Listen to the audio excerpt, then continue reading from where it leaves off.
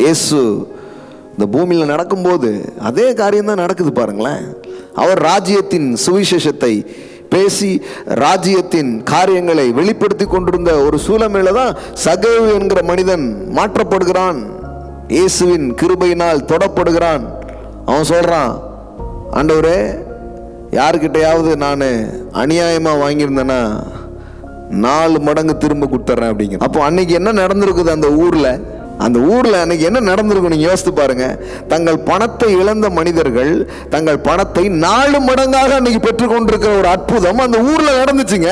நான் சொல்றேன், எங்கெல்லாம் ராஜ்யம் வருகிறதோ அங்கு அப்படிப்பட்ட அதிசயங்கள் நடக்கிறது, அப்படிப்பட்ட அற்புதங்கள் நடக்கிறது. பட்டணத்தில் என்ன ஆகும்? என்னங்க பைசா கொண்டு திருப்பி கொடுத்துட்டு இருக்காங்க. ஒரு பெரிய அற்புதம் நடக்குது, ஒரு பெரிய அதிசயம் நடக்குது. நான் சொல்றேன், மனிதர்கள் மட்டும் இல்ல, சத்துரு பல்வேறு காரியங்களை பயன்படுத்தி உங்க பொருளாதாரத்தை உங்கள்கிட்ட இருந்து அவன் திருடி இருக்கலாம். தேவன் சொல்றாரு, திருடன் கண்டுபிடிக்கப்பட்டால் 7 மடங்கு அவன் திருப்பி கொடுத்தாகணும்.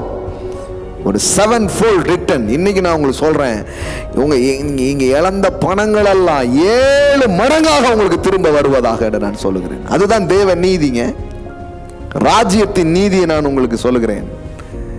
சொல்லியிருக்கு இல்லையா? முதலாவது தேவனுடைய ராஜ்யத்தையும் அவருடைய நீதியும் தேடுங்கள். அவருடைய நீதியை நான் உங்களுக்கு சொல்றேன், அவருடைய நீதியை நான் உங்களுக்கு அறிவிக்கிறேன். நீங்கள் இழந்திருப்பீர்கள் என்றால் அதை 7 மடங்கு பெறுவதுதான் ராஜ்யத்தின் நீதியாக இருக்கிறது.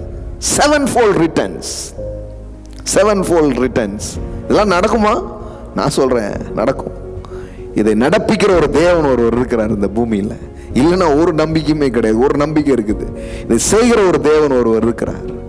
இந்த இழப்பெல்லாம் சரி கட்டுகிற ஒரு தேவன் ஒருவர் இருக்கிறார்.